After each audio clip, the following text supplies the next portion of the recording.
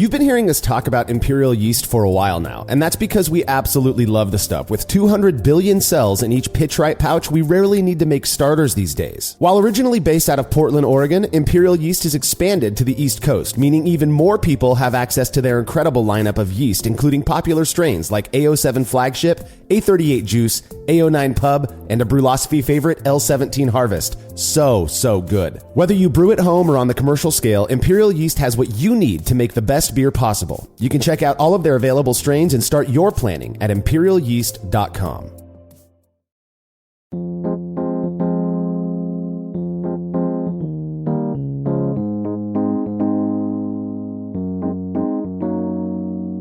After nearly 10 years of doing this Brewlosophy thing, I consider myself at least moderately decent at predicting what it is our fans are going to enjoy. However, sometimes I am a bit off the mark. Such was the case with our latest Brews Views episode, where Cade and I shared our opinions on brewing as science and or art. Not only did I initially struggle to see how this fit with the Brews Views series as a whole, but I'll admit I was just, I wasn't really sure it'd be that interesting for our listeners. Well, judging by the amount of feedback we received in the weeks following that episode's release, I'm afraid I have to eat a bit of crow here. This is the Brewlosophy podcast. I am your host, Marshall Schott, and today I'm joined in the studio by contributor Ryan Hansen to do something we've only ever done once before, which is address the feedback we received from a handful of listeners on the topic of brewing as science and or art. Hey, neighbor, let's do it. I know. So we're going to get into your opinions on this topic soon enough. I promise you that. And I am just absolutely shocked that we received the amount of feedback we did. And within each one of those, emails that I received, the thoughts were so in depth, should I say, which you all listeners, you will hear this by how long some of the feedback is. I was initially inclined to have Cade do this episode with me, but then I thought it might be kind of cool to have another person's perspective on this topic. So I'm glad you're able to join me, Ryan. And it's even cooler because, again, as a local, we get to do this together in an afternoon drinking beer. So that's what we're doing. All right, if you're a fan of this show and you'd like to receive a reward for your support, consider becoming a patron of Brewlosophy over at patreon.com/Brewlosophy. By making a small monthly pledge, you'll receive rewards like access to unpublished contributor recipes, unique discounts at YakimaValleyHops.com, and a monthly invite to a Q&A session with somebody in the brewing world. This month's guest is Brewlosophy's own Steve Thanos, who in addition to being a contributor here, has served on the board of his local homebrew club and is perhaps one of the more whimsical brewers of the crew, and by that I just mean he likes to do some really interesting stuff with his recipes. If you recall, Steve was the co-host on our last really popular episode that I didn't think was going to be about the names that he gives to the beers that he brews. Again, it's been one of the most popular episodes that we've released in the last year, and like I said, he likes doing some really interesting stuff with his beer. So if you want to be a part of this session, you have to make your pledge at patreon.com/Brewlosophy by Friday, June 23rd, 2023, as Steve is going to be taking those questions on Saturday the 24th. All past sessions are available on our private Patreon and Facebook pages, so you can go back and watch them whenever you like. Learn more about becoming a patron over at patreon.com/Brewlosophy. Another really easy way to support us is by using the links found at brewlosophy.com/support. When you're shopping online, your experience doesn't change at all, and we get a little kickback for the referral. And finally, if you wouldn't mind letting us know what you think about this show by leaving a rating and review in Apple Podcast or wherever it is you listen to podcasts, we'd appreciate that as well. Feedback is brought to you by Clawhammer Supply, who are known for their incredible all-in-one electric brewing systems. I've brewed on both their 120 and 240 volt systems. Ryan, you brew on both as well. And we're telling you that these things are totally legit, efficient, easy to use with a relatively small footprint. You will not be disappointed with a Clawhammer unit. Plus, the guys behind the company run an amazing YouTube channel, which you can find by searching YouTube for Clawhammer Supply. If you're in the market for electric brewing gear or even just reasonably priced kettles and such, make sure to check out what Clawhammer Supply has to offer at clawhammersupply.com, and don't forget to let them know that Brewlosophy sent you when you're checking out. That's clawhammersupply.com. So we saved all of the science and art feedback for later in this show. It is hands down the most feedback we've received in a long time. So instead, we're going to address something a little different. Listener Keith McCallion from Ireland wrote in after listening to episode 281, where we talked about open fermentation in a pale ale. Keith said, when you talked about yeast taking all the oxygen they can get and the obvious benefits of that, it got me thinking of higher OG beers. I've had a couple of imperial stouts that struggled with fermentation. some ending far too high. I wondered if it would be advantageous to begin fermentation with the fermenter open, letting the yeast have all the oxygen they need. Would this lead to fitter, happier, more productive yeast who'd be better equipped to keep working while the alcohol level increases? I'm thinking about leaving the lid off the fermenter for just 24 to 48 hours. What do you think, Ryan? Super interesting question. As I'm thinking of that, I can't think of any reason not to, as long as you're covering the top of the fermenter with something like a cheesecloth or towel or something, so you're not getting bugs or anything in there. Obviously, like cool ships and stuff are stored in, I don't want to say hermetically sealed. They're clean rooms. Cleanish, so right? It is an open fermentation, but it's not like out in the middle of a field. Yeah. As long as other stuff is not getting in, I don't see why not. I'm also a little bit paranoid myself, so I feel like oxygenating properly on your way into the fermenter, just splashing it into the fermenter is probably enough. Yeah, I'm not... When it comes to not sealing, the whole open fermentation thing is a really interesting... There are some interesting claims that go with what open fermentation can do to a beer. And I believe in that episode that Keith is referring to, I'm almost certain that was actually a significant experiment. So it did have some impact on an English ale. High OG beers are going to struggle to ferment because they're high OG. I mean, that's why you pitch massive amounts of yeast. It's why you take all of those, oxygenate, do all of these things that you can. I mean, there are people out there, Drew Beecham's one of them, who swears that the Saison DuPont strain does better if you do open ferm for the first 48 hours, I believe, that it'll actually perform better fermentation wise. So maybe that's the case with these higher OG beers. I just feel like on our scale, when you're making a 19 liter or 5.5 gallon batch, all of the pressure is so much different than on a 7-barrel plus, fermentation, that I just don't know if the open fermentation thing, an airlock only holds like a half a PSI max of pressure. So it's not like you're adding much more by popping an airlock on there, but I don't know. Maybe it does, Well, I mean, we've got a couple of options here. For a high OG beer, it's temperature control. It's, adding enough yeast at the beginning, just giving it all of the things that it needs to succeed up at front is possible at our scale. Yeah. So you can do that. You could also add yeast nutrient halfway through the fermentation. You can leave it open. Just make sure it's covered and safe and see how it goes. Yeah, exactly. My thing is, this is what I tell people all the time. Out of laziness, I would often, or when I was fermenting in the PET carboys, I would just throw some foil over the top of the carboy opening. There you go. Toss that in the firm chamber, let it chill down, and then I would forget it. After I'd pitch the yeast, I just kind of forget about it for a few days. There were multiple times I never even put an airlock on. I just let it ferment. That's technically open.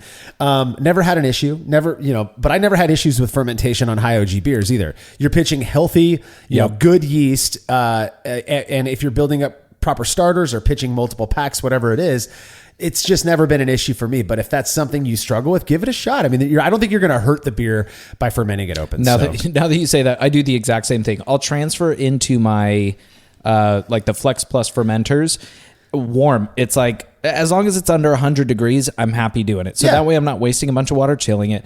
Transfer it in there, turn the glycol chiller on, and I'll just set it. Also, I'll lay a towel over the tri-clamp port on the lid where I'm going to put a blow-off tube. I just have a towel on there because the volume is shrinking, right? And so I don't want to suck back and everything. So technically I'm doing the same thing, but and there's been times when the next morning I go out, I'm like, oh shoot, I forgot my blow-off tube. It's like many times. Nobody cares. Nobody cares. The beer's fine. So, all right, Keith, hopefully that answers your question. If you have show feedback, you could send it to feedback@brewlosophy.com or leave us a note on social media.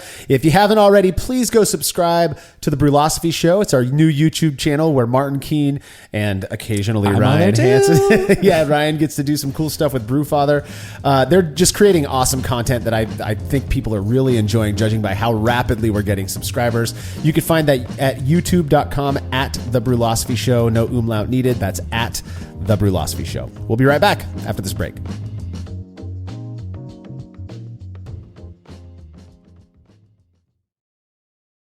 After a long brew day, the last thing I want to do is waste more time chilling wort. I've tried so many different options, and ultimately I settled on the super efficient immersion chillers made by Jaded Brewing.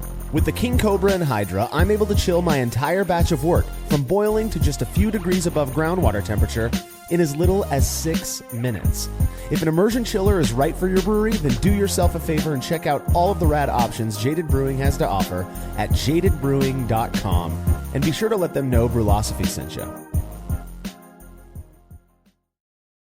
Have you ever thought about adding a port to your kettle but held off because you didn't feel like drilling into your gear or sending it off to have someone else do it? From the makers of the world's fastest counterflow chiller, the Xchillerator, comes the Hangover, the easiest way to add extra ports to your kettle as well as countless other options. Mount a faucet to your keg for easy portable pouring. Set up the perfect whirlpool arm. Hold a heating element in place. All of this and so much more without permanently modifying your gear. Manufactured right here in the United States, the Hangover offers brewers too many convenient solutions to list here. So head over to Xchillerator.com today to see what the Hangover can do for you.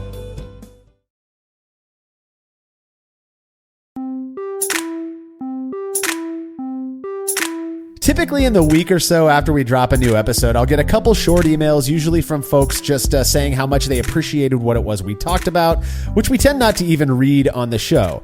Well, in the 10 days following the release of our latest Brews Views episode, we got over 15 emails, some that were in line with what we usually receive, but a handful where people shared their opinions on the topic of brewing as science and or art with us.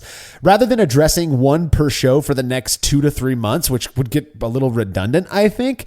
I thought it'd be kind of fun to make a whole episode out of this topic, which also gives us the opportunity to get another contributor's perspective on this idea. Ryan, before we get into the feedback bit, I'm curious what your general opinion is on the whole science versus art thing is when it comes to brewing. I know you listened to that episode. Maybe you were one of the few who was screaming at your radio as well. But what, in general, we don't want to spend too much time just on this. But what are your thoughts on brewing as science versus art? That's funny. I'm glad we actually didn't prepare for this because I did have thoughts. Don't give our secrets away. Ahead of time.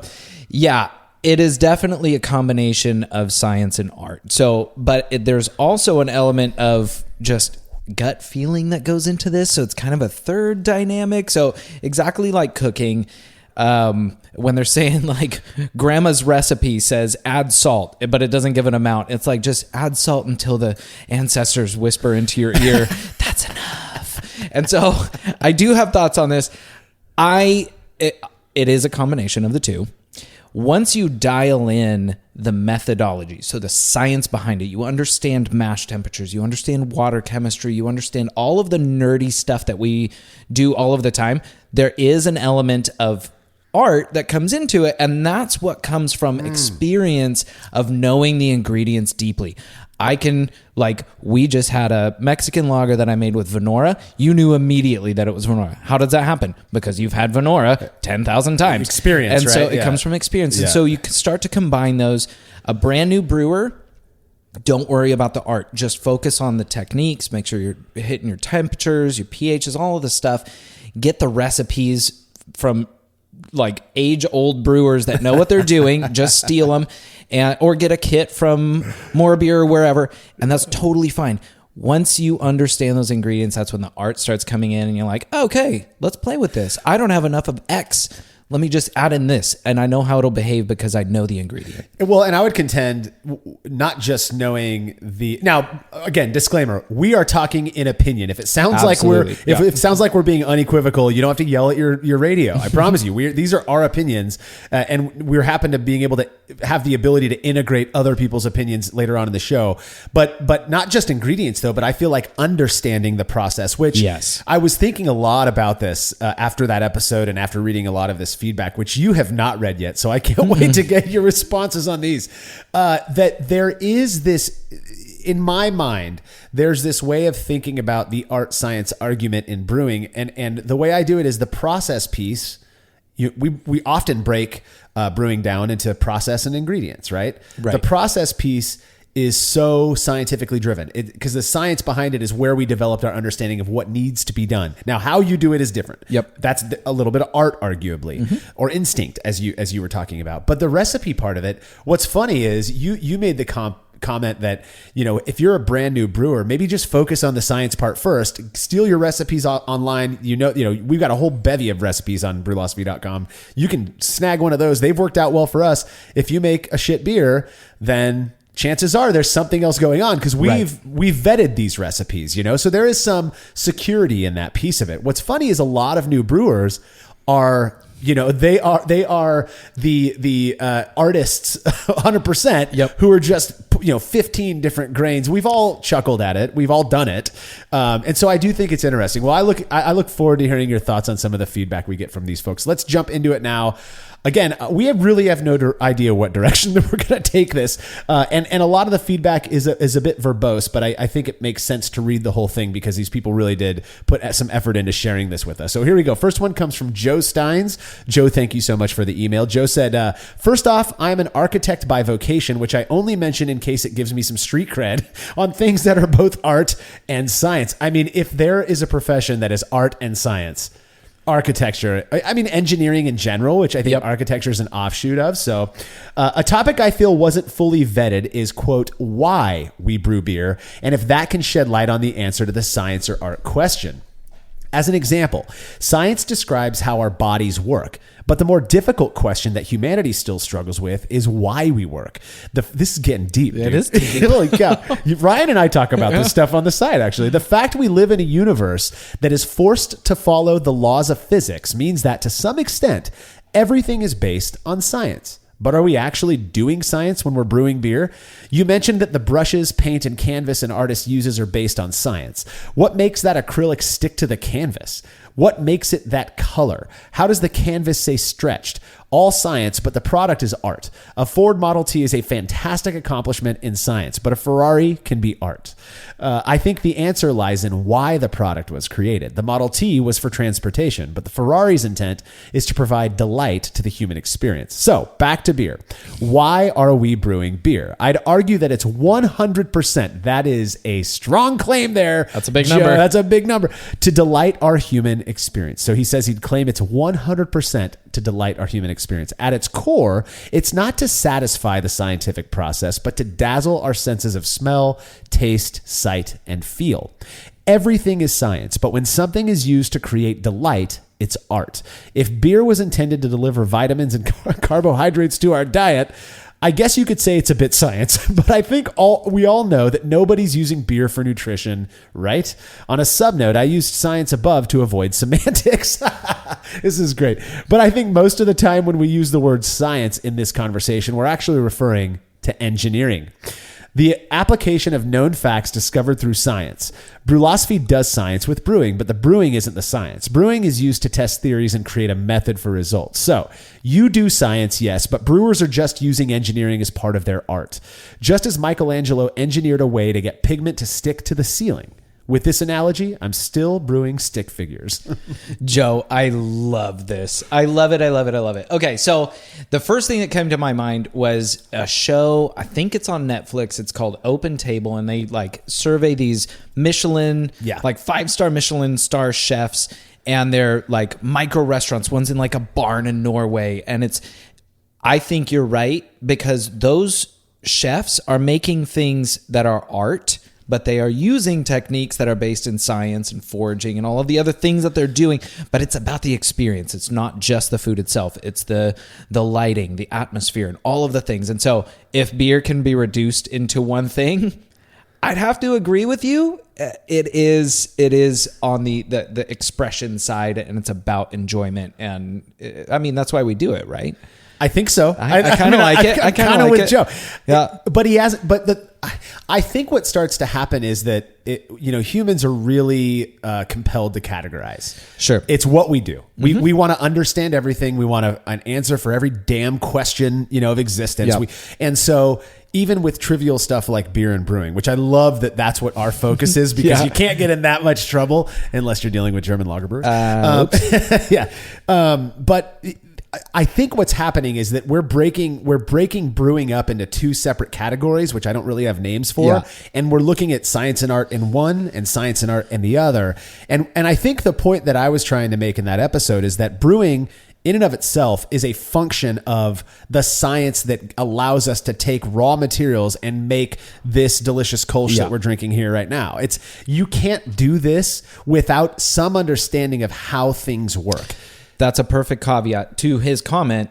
As an architect, you'll understand you could design a gorgeous building that's going to be built into the side of a mountain and dug in, but you have to understand the physics of how to structurally make sure that this thing isn't going to collapse and kill everybody inside. So you're building on the backbone of the science and the techniques behind it. Once you know those, now you can go crazy and venture off into pure art. Yeah. Because you're not thinking about the other stuff on the back end. It's just second nature. So you're making me think that it's more of an intention. Like, where's my intention lie? Is my intention in the scientific process of making this batch of beer, or is it in creating this beautiful artistic piece, as it were? When I'm looking at my brew schedule, one, it's overflowed with Brewlosophy experiments right now. So half of my taps are dedicated to that. Yeah. But two, if I'm sitting there thinking, hey, I'm going to be out by the pool drinking this and I want to have 4 of whatever it's going to be, guess what? That influences which recipe I pick. I don't even have to think about the science behind it. I'm like, okay, no, I know I want this to mash at 148. I'm going to use this kind of yeast. All of those things just kind of happen in the back of my brain. I'm thinking of the experience at the far end. And then I back into the recipe, not the other way around. So, okay, then, I like how the very first comment got us thinking about this in the way that we are now. I feel like we're going kind of deep already, and it's only going to go deeper. And by the way, the whole engineering thing came up more than once. So I believe it. Be prepared. We're nerds. We're nerds, and I think that is an actual a beautiful analogy for what brewing really is we're engineering this product. But let's say then that I'm a brewer of 20 years, right? I've been doing this thing for 20 years, and I go and I find this recipe online. Let's just call it Pliny the Elder. That I find Vinny's recipe online, which has been vetted. People have done it a million times. It turns out great every time. First recipe I ever made. It's a lot of people have brewed it. Am I being artistic in the making of that beer? Or am I just that's the part that I struggle with is the art was in there. You can't separate the fact that beer was designed by an incredible guy and brewer. I mean, Vinny's an amazing person. You can't separate that he is the artist who invented that. But in my brewing that, I still feel like there's an element of touch to it. There's an element of me that goes into it. Doesn't make me not an artist because I'm using somebody else's recipe. But at the other side of that coin is it's his recipe. I'm not inventing the science. Of course not. We know what needs to be done to get it there. But there's this gestalt of science and art that comes together. And maybe that is what engineering is. I mean, it's this artistic science sort of thing. We all have to start with color by numbers at some point. And that's what that is. Yeah. If you're following it through, hey, you know what? You made a cool painting. You didn't architect it. You didn't design it. But you know what? You still painted in the lines. And so there's a little bit. I think as we progress as brewers, we can really flex that artistic flair with ideas, with ingredients, with whatever we're doing. But you got to have the fundamentals first. Yeah, I don't disagree with that. I do also, and this will be my final point on Joe's comment. Mm-hmm. Thanks, Joe. So we can blow hard on this next comment here. I do want to comment a little bit on this 100% to delight the human experience. When I got this email and I'm reading that, I was like, God, I didn't really think of it that way. And he's not wrong that you don't make beer for the purposes of tickling your scientific obsession. I mean, maybe some people do, maybe that is a thing for some people, but I have heard from people who brew beer, don't drink alcohol. They give it all away because they love the process. But I still feel like that's almost like painting a picture and then giving the picture away. You don't have to sit and enjoy it to be an artist. It's the making of it that makes you the artist. So it again, I get stuck in this weird way of roundabout thinking, but I really appreciate. Obviously a very thoughtful listener of ours, Joe here. So thank you for that comment. The next one comes from Seth Vogel, who said, the Brews Use episodes are always entertaining, and I very much enjoyed your discussion of brewing as art and or science. I personally see art and science as inextricably linked. in brewing as they are in my day job as a family physician. We've got architects and physicians, my word.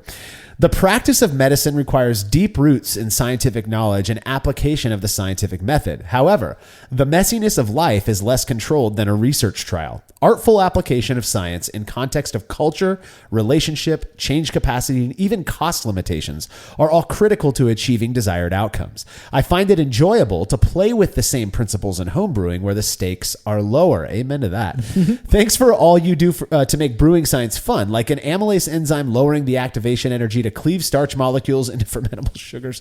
Your content makes it easier to take artistic risks backed by qualitative science. Keep up the good work. Seth, thank you so much for that really awesome compliment. Yep. But what are your thoughts on what he has to say about them being inextricably linked? I gotta agree. Like we just talked about, like architecture has to have that foundation of I understand what materials I can use, what their load can take, and all of those things to make something safe. But then you get out into like, let's make this thing creative and beautiful and unique and all of those things. Yes, but again, we're back to that spectrum, right? Like you got to start with the basics. Even a family physician, like you're using textbooks at the very beginning, but once you like get further along in your career, you've learned things over time that you're like, the textbooks say this, but in my experience, XYZ, and there might be like local trends or whatever's going on with whatever sickness or thing that you're diagnosing. My point is, you grow into getting that gut feeling, the art. Yeah. Like that comes later, and that's okay. That's okay. That's an interesting thought. It's weird because it makes me think, have you ever heard of the Dunning-Kruger effect? Yes. So the idea there being that it's so observable in homebrewing, in brewing in general, and it's been tested to be very prevalent in pretty much anything. But the idea, very simply put, is that the less experienced somebody is, the more good at something they think they are, and the more experienced somebody becomes. It's like that saying. I think it was I forget, Socrates or Aristotle said something like, the more I know I don't know, or something along those lines, right? So the more experienced, and this I can absolutely relate with this. Totally. I remember being the expert, on everything in brewing when I brewed 4 batches, and now that I've done well over 500 batches, I'm like, I still don't freaking know. It's why Brewlosophy exists. It's why it's called Brewlosophy, because I love the philosophical side of everything, and brewing is something that I love.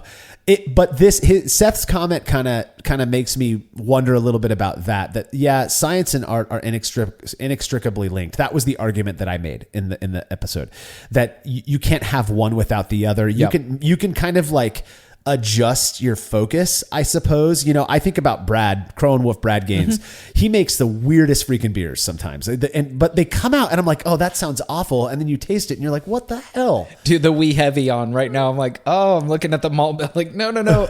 Oh my gosh, it's so good. And that's not even weird. I mean, his really weird shit, they just got a slushy machine in the brewery.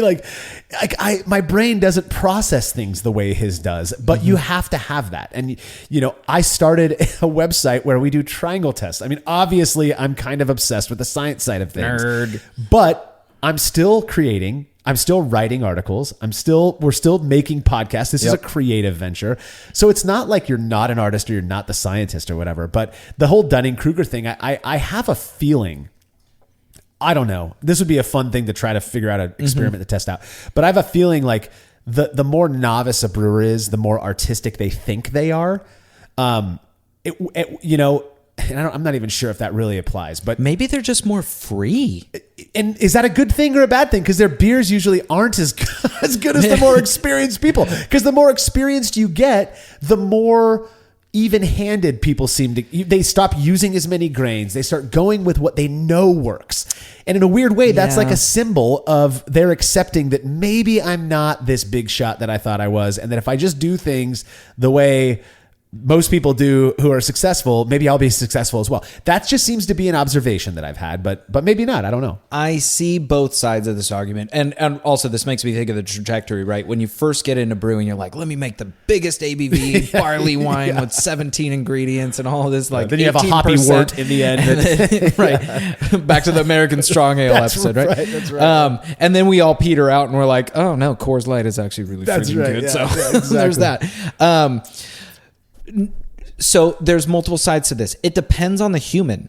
if you are by nature super curious and you want to listen to a super scientific episode on unlocking bound thiols by adding exogenous souring agent into a pH.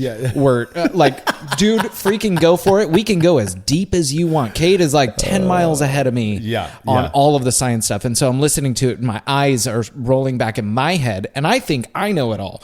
And so I see your point where it's like, well, I obviously don't know it all because there's more stuff. And this is like way over my head. Just reading the water book, for example. Like I get through the first 45 pages and I'm like, who knows what's in the rest of it? I can't do it. So yes, if you're the kind of person that wants to go super, super deep into the science, you can. But I also think that there's a diminishing returns curve there at some point where it's like, hey, you can be good enough. And you know what? I know plenty of home brewers that are fantastic.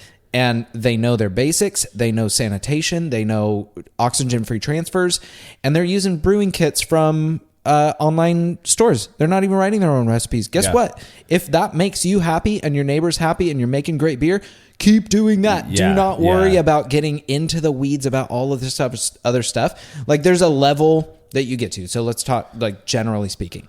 Water chemistry, understand the basics. Let the software do it for you. Oxygen-free transfers, temperature control, sanitation. Like if you've got those, you're going to be fine. You're going to make great beer. Well, you can go super nerd, but at some point you're going to get in your own way when you're writing these recipes because you're trying to overthink how much thiol can I release and all of this stuff. And it like, I don't know. I don't see it ending well if you go super, super nerd and get in your own way. Well, it's interesting because one of the things that we've been harping on for the last 9 and 3/4 years at this point, is the subjectivity of preference. And so, there's a part of me, I was talking to my brother, I have a twin brother, and I got him into brewing almost 10 years ago now. He's not doing it as often, life stuff kind of got in the way, but he still loves beer and will go and brew with people every once in a while, whatever. But one of his things was, like a lot of new brewers, he wanted to create something new. He wanted, well, not new, but unique, right? Mm-hmm. So, hey, I can go down and buy, he lives over in Buffalo, New York. So I can go buy Smuttito's Brown Ale all day long. So I don't need to make a version of that. I would rather just not work on it and just go buy a delicious bottle of brown ale. So he would do different things. He made a maple brown ale one time, and it tasted like a typical brown ale because little did he know maple just ferments out and you don't really taste it in the beer, at least in the application, the way he used it. But that doesn't mean he didn't apply some artistic level of thinking to it, you know? And so, and also the beer came out delicious. He sent me a few bottles. I was shocked how freaking good this beer was, but like, maybe somebody wouldn't like it. And maybe if you'd had more, if you put fenugreek in there, which we know gives a maple flavor, maybe that would have made it gross to somebody. And so it's in the same way. I mean, you think about like the big artists out there, whoever your favorite artist is. Salvador Dali, I love his stuff. I guarantee there are people who look at that like, why on earth would anybody care to stare at this thing? That's funny. My mind went to Andy Warhol, and it's the exact same thing. You either love it or you're like, you don't get it. What the heck is happening here? Exactly. So, and I have a feeling that that's the case with beer. In fact, I'm confident that's the case with beer because I've been around people. I mean, how many people, whether they're on other podcasts, whether that's us, we're sticks in the mud sometimes. Why the hell do we have to have slushy sours or milkshake IPA or whatever? Because somebody created it. Some very creative mind had this idea, did it, and it got big. And there's a reason it got big because some people love it. My wife does not drink beer in general, but if I make a smoothie sour, she'll sip it. There you go, and she'll love it. Yeah, it's shortage of hops. It's just it's perfect. It's preference. Yeah, that's all there is to it, and that's what matters the most. But I feel like that's the more artistic side of it because you're kind of the science drives why it's happening. And this is kind of what I distilled it down to based on a couple of these comments. The science, it helps us explain why it's happening, but the art is what comes out in the end. And I think that's what both Joe and Seth were getting on. Final comment for this segment. We're going to go to Jimmy K from Auckland, New Zealand. Hey, Jimmy. We got another Kiwi coming in here. He says, a while ago, I wrote in asking about tea bags in a hazy IPA style fruited sour with vanilla and lactose. And trust me, I put a T on lactose. And trust me, there's plenty of freestyle art in that concoction. In saying that, when it comes to brewing and the argument of science versus art, I don't think you can have one without the other. We're sensing a trend here. Yep. However, as homebrewers, I implore everyone to lean closer to the art side. You'll enjoy it over here with me. You think about this for a second. I don't think that either Cade or I in that episode were encouraging one or the other. I think Cade might view brewing as more artistic than science, whereas I'm looking at it and saying they're the same thing. You know, Cade, when we were off the air, I believe Cade and I were still kind of going on about this topic, and he was like, then one could argue that a scientist in a lab is when he comes up with a new idea. That's creative. That's art, right? And I was like, well, yeah, that's what I'm talking about. Well, no, that's science. That's how you discover new things. So it's semantics matters here, I guess. Yeah. But, homebrewers, I may be wrong in what I'm presuming Jimmy K meant by this, but homebrewers have lower risk. We're not trying to make money off of this. Right. Hopefully, in the end, we have a beer that we don't want to toss down the drain so we don't waste money. But in the end, it's not a huge hit. $35, $40 maybe for a 5-gallon batch of beer, 19-liter batch of beer. So we can be more creative. But what if all I like are pale lagers? I mean, where's the art in that? I'm literally taking a single malt, maybe 5% of something else, usually a single hop, maybe a neutral bittering hop, a very neutral yeast, and I'm fermenting it and then drinking it. I mean, you say that, but the last time somebody asked me to make a Mexican lager that we just sipped on, I went to the art side of my brain and I'm like, how do I make this unique? How do I make this stand out so that when somebody comes in and they're like, hey, I usually drink a Corona, what do you got? And I hand them this and they're like, oh, this is my gateway drug into craft beer. Yeah, I get you. We chose a different malt, a yeast that's not traditional, maybe a hop schedule that's a little different. I think there's art in that. So I remember, was it 7 or 8 years ago? I got stuck on brewing. I wanted to make the best Vienna lager, and our friend Sean Wood had shared a Vienna with me that it was a commercial Vienna lager. I wish I could tell you who it was from. Mm-hmm. All I remember was taking a sip of this beer and being like, "Holy cow, that's the best Vienna lager I've ever had." It had this nutty thing. So all I did was go, well, I know what malt gets me that character. So I came home and I created the first iteration was 97% Pils malt, 3% pale chocolate. It was a little too dark for my liking. Mm-hmm. So the next batch was 98% Pilsner malt, 2% pale chocolate. It was so simple. It hit all the marks. Mm-hmm. It ended up scoring like a 42 in NHC, all of these things. It was a good beer. So simple, required very little of my time. I even fermented it warm. Don't tell the traditionalists. By warm, I mean 65F, which is like 19-ish C. But it was great. But I don't feel like I was being super duper creative. And maybe that's just a sentiment thing that I don't feel that way, but it still was the idea sparked, me to kind of go and try this new thing. Simplicity does not mean not artistic. Absence of art. Yeah. There's whatever that multi-million-dollar art display that had a banana duct taped to a freaking wall. Somebody thinks that's art. Like, do you, man? Like, it doesn't have to be complicated. Or some of the modern art out that you're looking at, like, it's like, oh, this was a paint can that spilled on a canvas. You know what? Somebody thinks that's art. Roll with it. No comment on that. No judge from me. Yeah, I don't know if I'm judging you. I'm just not going to comment on that. Sometimes I'm just like, what the hell's going on here? But I think that about a lot of new beers too. So, well, we've got to get to our final break. When we return, more listener feedback on brewing as science and or art.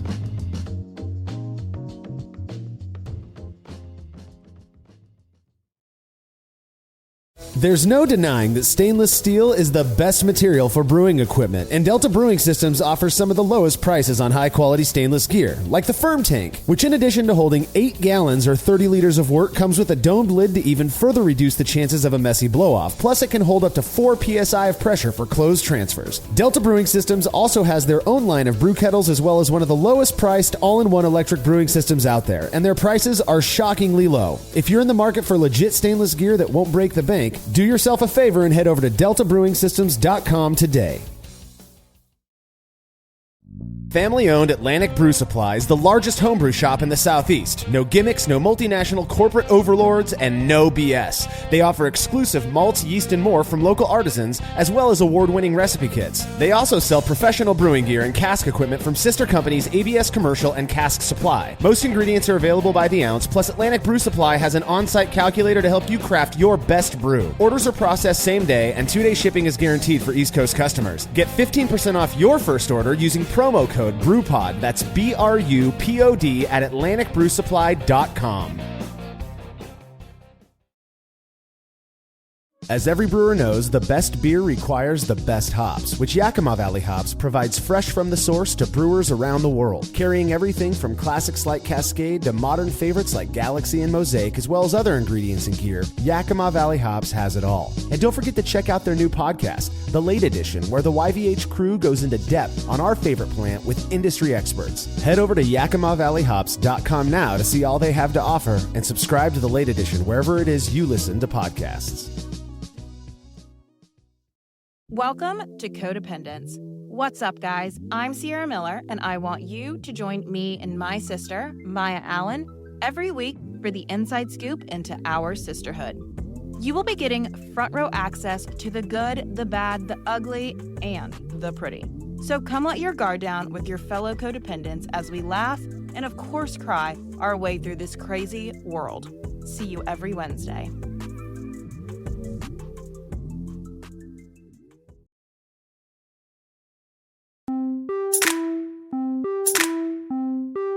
Well, clearly opinions about the topic of brewing as science and or art are all over the place. The next bit of feedback comes from listener Ian Cudmore, who says, this is a long one now. And in fact, I think he's got two things we're going to focus on. So I'll kind of cut this in half.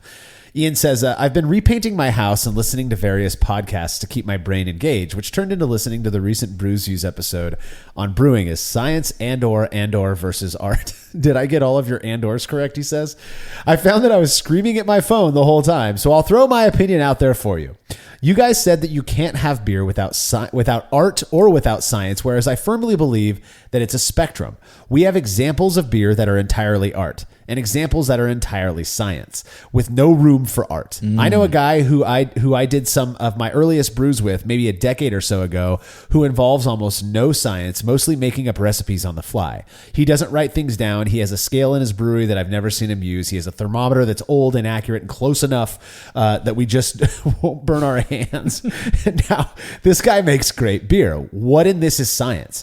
Is it the fact he uses modern malts? That's getting real close to reductio ad absurdum, which is that's a logical fallacy that says about proving a claim is false by showing the outcome is absurd. Basically. Well, it sounds like a Harry Potter spell, so thanks, Ian.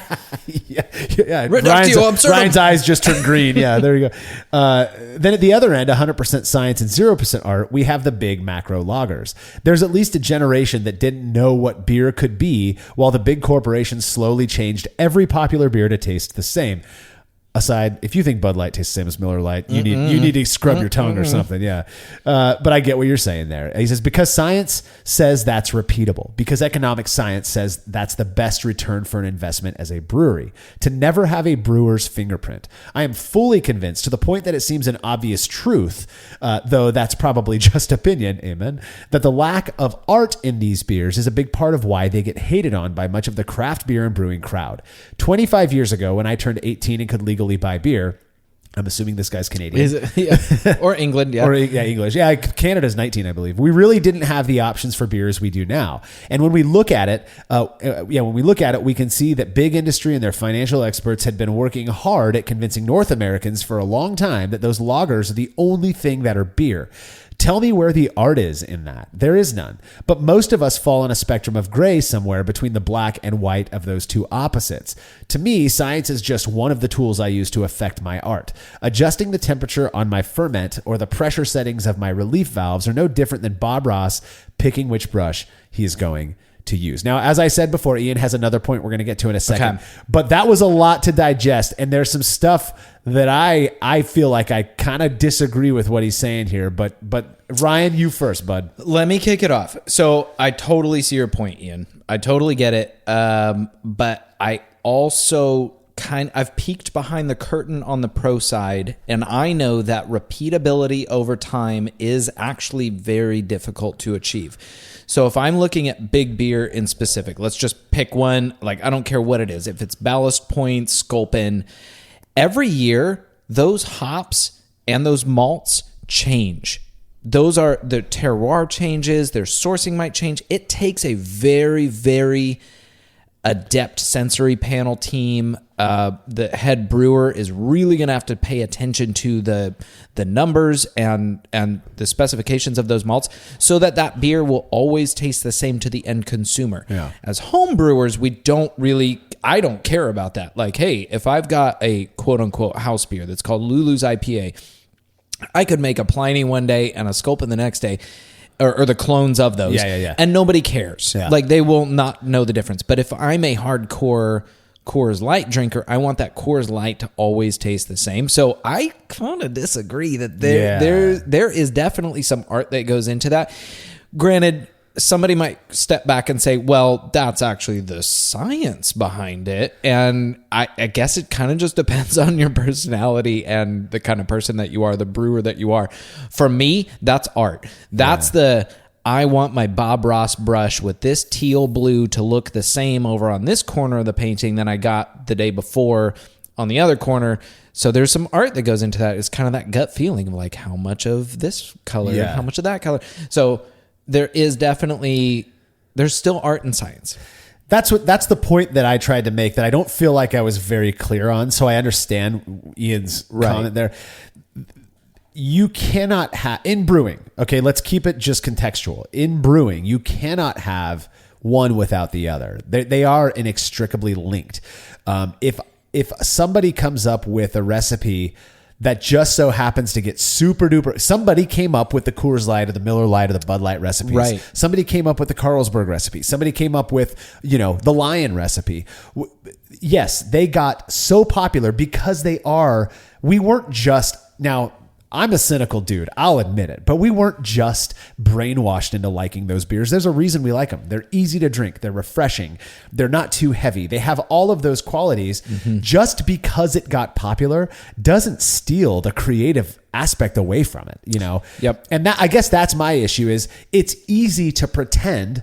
Now, that's a heavy word. It's easy to believe, to convince ourselves that just because something is big and their bigness ostensibly makes them evil, which a lot of people believe. I don't believe that. It's easy to kind of like corner them and point the finger and be like, they're not the artists. We are. Us craft people are.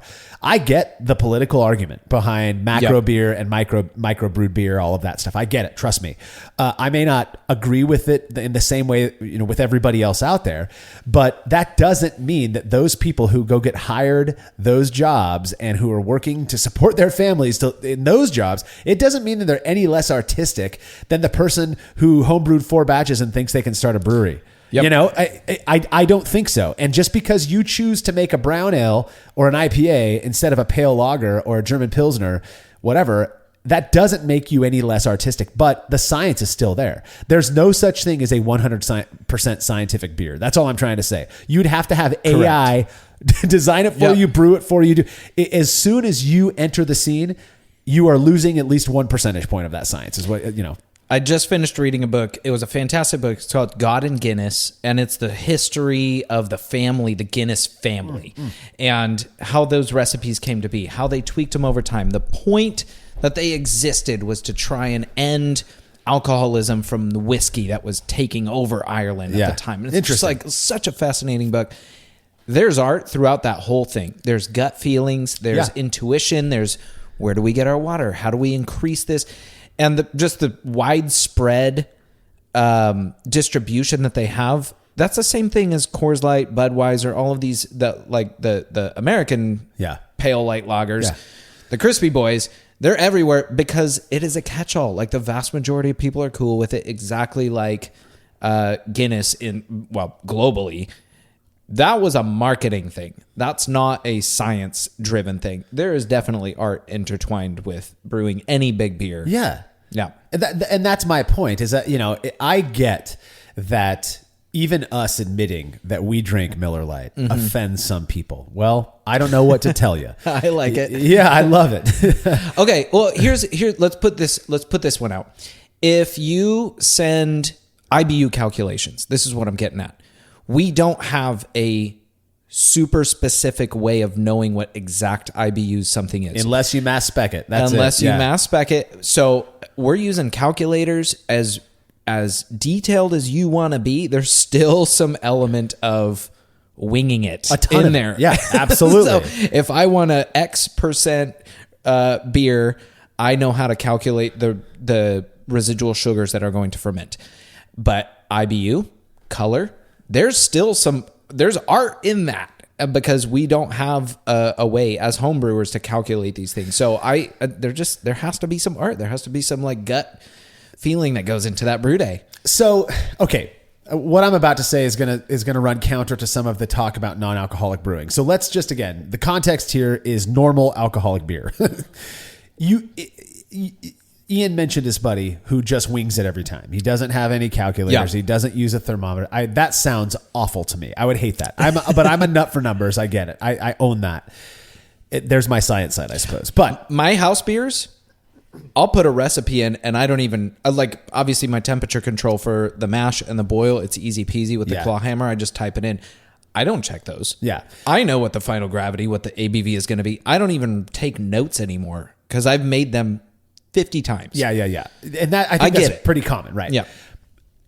A 100% art beer doesn't, that doesn't mean you can just take cold water, rinse it over your grains for 2 minutes, put it in. You have to understand what the mash is, how it works. That is science. There's no art in conversion. That is just science. Now, how you go about getting the grains to convert in the way that they do and the types of grains, I get the art argument there. But you can't just take some dude off the street and be like, here, make a batch of beer. And they take grains, they don't mill it, they just put some sprinkle water over it, they boil it all together. That's not brewing. That you could argue that is a 100% artistic beer. Chances are it's going to taste like trash. Yep. And so you have to have some underpinning knowledge of how to brew. Yes, I get it. Your homie knows how to make a beer, has probably followed the science a few times before, and just gets it enough to where he can wing it. He knows the feel of the water or whatever it is. You still have to mash. You don't have to boil. I get that, but you have to ferment. You cannot have beer without fermentation. Does that mean steps are the steps? The steps are the steps. Now, yes, maybe you're fermenting with, yeast from your beard or something. Fine. But you still, that stuff it's been done, Ryan. I'm telling you, that stuff still has to happen. So that's the point that I wanted to make. Now, before we go down this pathway too long, let's get to Ian's second comment. Okay. He says, the other part of your discussion I was looking to comment on was that the two of you, that's Cade and me, you seem to have a binary take on whether a recipe is art or not. I'd say there is definitely artistry in putting together a great recipe, but it's also so incomplete when it comes to defining a beer. The brewer's fingerprint, or what we call the brewer's thumbprint, it makes such a difference. My local brew club once took on such a challenge with cloning Sierra Nevada Pale Ale. We had something like 20 different submissions. They were all similar, but very different. I don't mind sharing recipes at all, unless you have exactly the same brew house as me and run it the same exact way. It's not going to taste the same. Anyway, those are my thoughts. Beer without science can't exist. Beer without art can't exist. I enjoy making beer that involves both. So I just want to clarify something. My whole point was to non-binary the whole thing.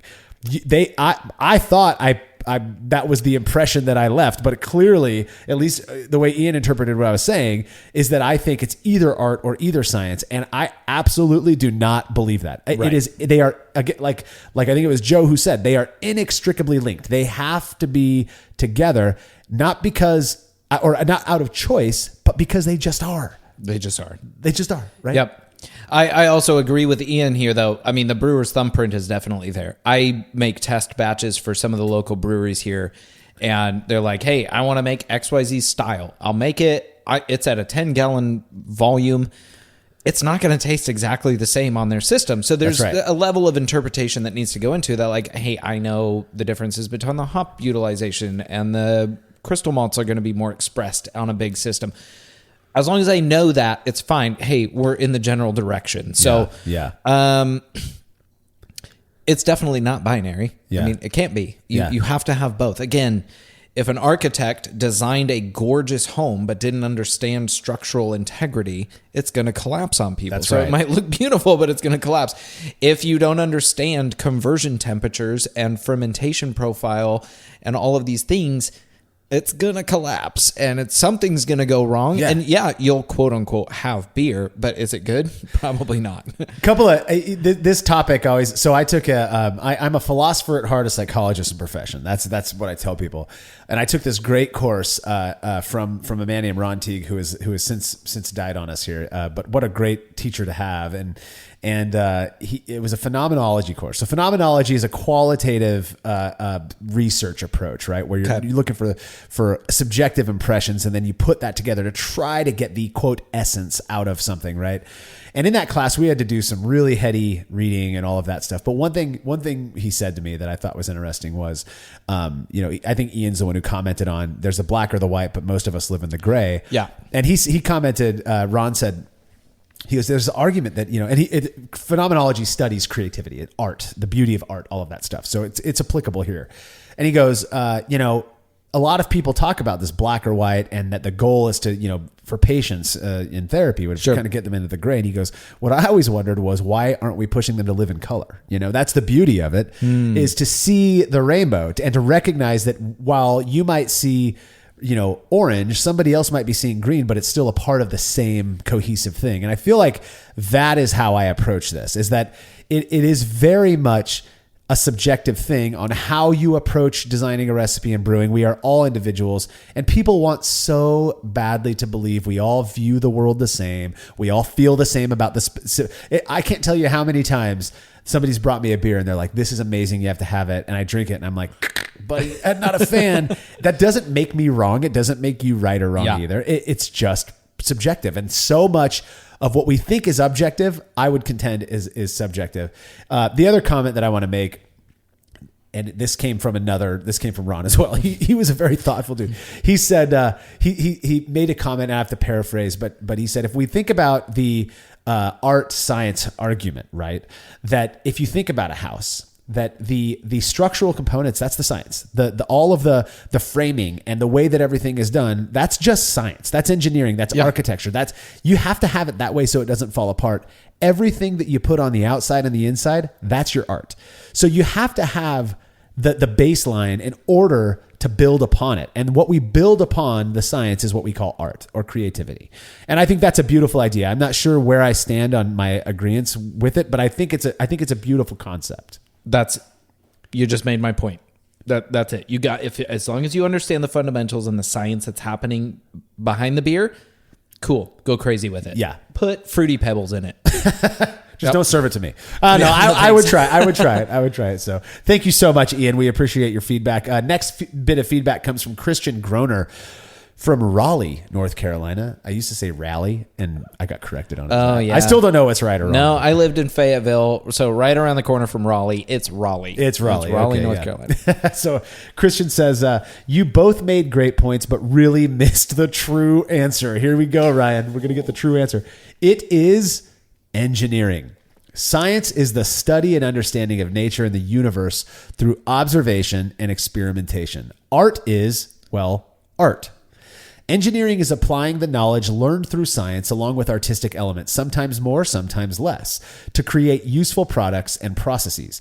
That is exactly what we do with brewing. The mix of art and science to do engineering can vary greatly. The Apollo moon lander had virtually no art component, where the Golden Gate Bridge has a significant art contribution. But both are examples of engineering.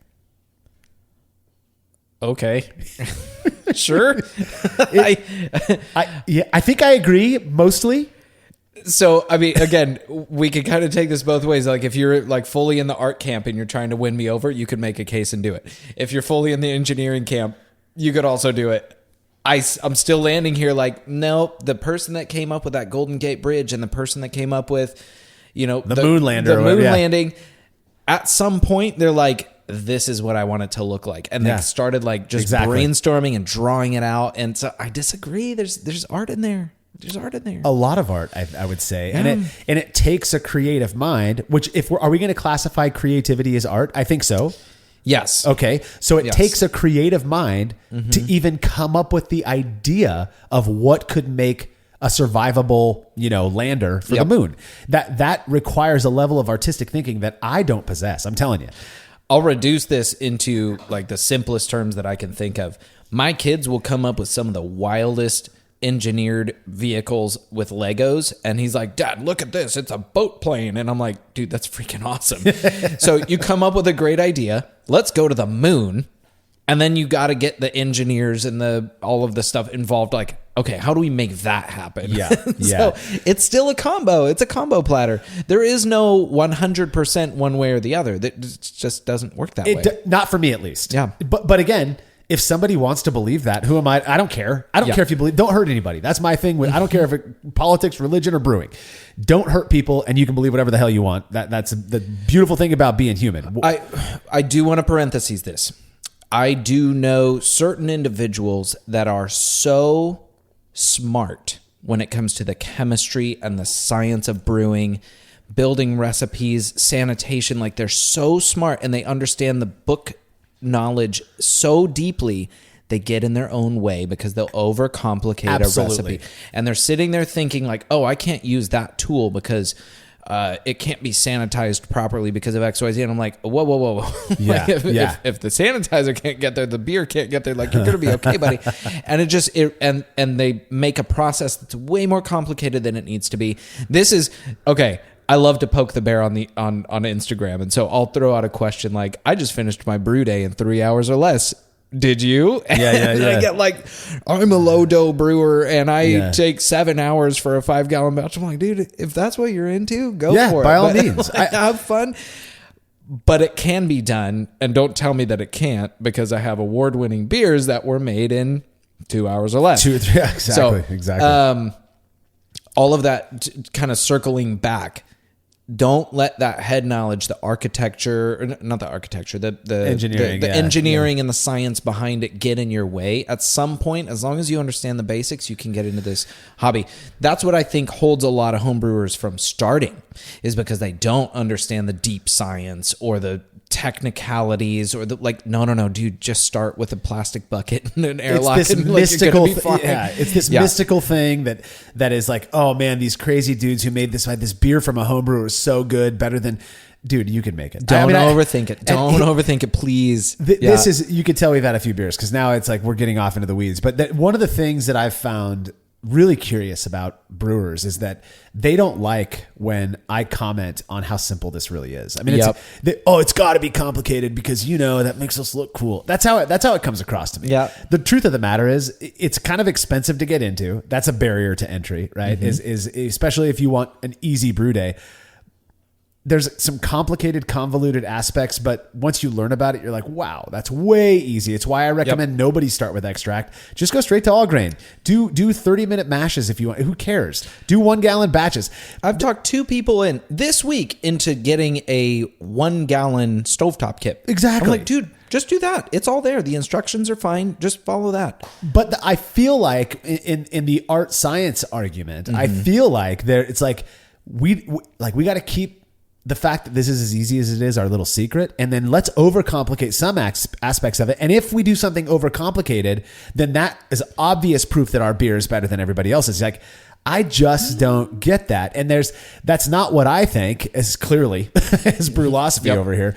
But the one thing I do want to say about Christian's comment that I 100% agree with, and that I had not considered until we got 3 pieces of feedback with the term engineering in it. Right. Brewing is engineering. Oh yeah. It is because I do feel like engineering is the beautiful combination of art and science. It's taking what we know, right? Science, and using art to apply that science in a way that is beautiful. And I'll build on that. There's also a level of MacGyverness that almost all homebrewers have, to where it's like, all of my connections are push fit, or all of my connections are tri-clamp, but that kettle doesn't have it. How do I solve it? And you're like MacGyvering solutions to get your pump to send things from one thing to the other. And there's always like, how do I pre-chill my chilling water with a bucket of ice and a second glycol chiller and all of this stuff. Like, we get crazy with it. And I've seen some intense setups where I'm like, holy cow, dude, this is like as MacGyver as it gets. But you know what? It gets the job done, and they're happy with it. And you're out there in your garage or your brewery or whatever, tinkering for hours. That's the happy place. That's fun. That's my right? happy place. Exactly. I'm out there. Dude, I could be sweeping out there and I'm just kind of smiling on my face. I love it too. But it is, when I think about my friends who are engineers, whether they're whatever, field of engineering they're in. Yep. I always thought I would love to be an ergonomical engineer, because I see something and I'm like, God, that could be way more comfortable. That could be way less annoying to deal with. But I probably suck at the science part of it, surprisingly.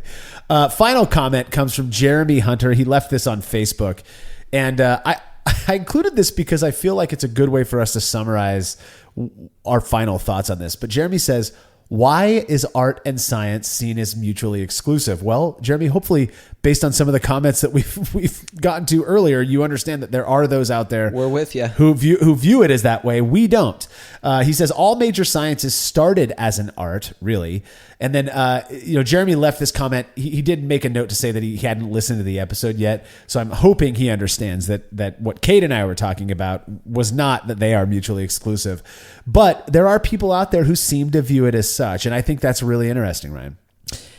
I think so too. But if you really look, like, let's just take a step back. Outside of brewing, there's people that are on the far spectrum on anything you talk about. Religion, politics, whatever. Yeah. And that's okay. That's their prerogative. Let them be that way. And that it's not necessarily wrong or right. But I mean, when it comes down to it, as brewers that have been around for a long, long time, I've known both. I've known the highly scientific brewer. I've known the highly artistic brewer. If they're making good beer, let them be the way that they want to be. Yeah. There's no wrong answer.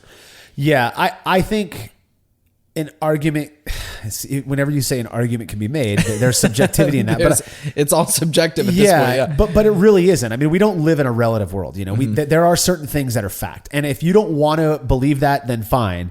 But brewing is necessarily a function of both science and art. You cannot make beer without understanding the underpinnings of what it takes to make beer. That's science, period. So as artistic as you might be, you might smell like patchouli and body odor. You might have, what, if that is what you, fine. And you can go be as crazy artistic as you want. That's kind of how I view Brad. I mean, he's just so in his head, artistically speaking, when he comes up with these things. I would never, a Dole Whip beer that what the hell? My brain doesn't go there. Am I less artistic than him? Arguably.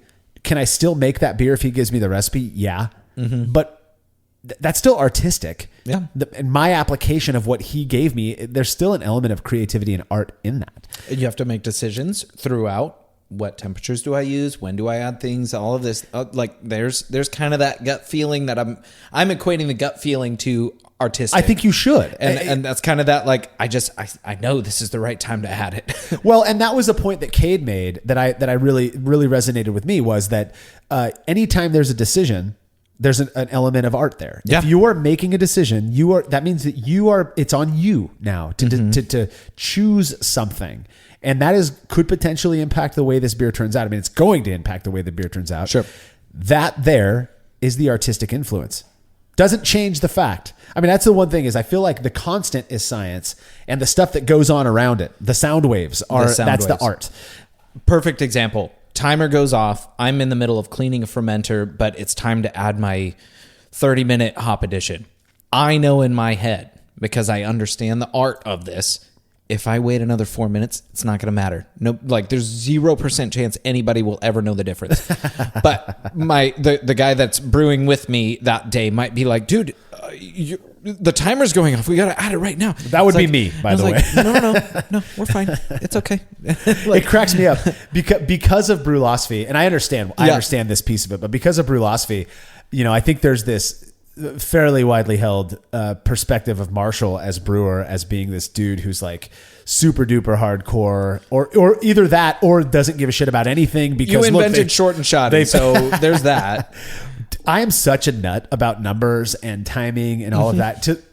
I don't get anxious about stuff. Whatever. But I still abide by that. It's like I haven't thrown everything to the wind. We say this so often, and I'll say it again because I feel like it fits within this talk of art and science and brewing. Is that we don't believe that you can just willy-nilly everything and make a great beer. There are some people who can, and they get away with it, and they don't need to be poo-pooed.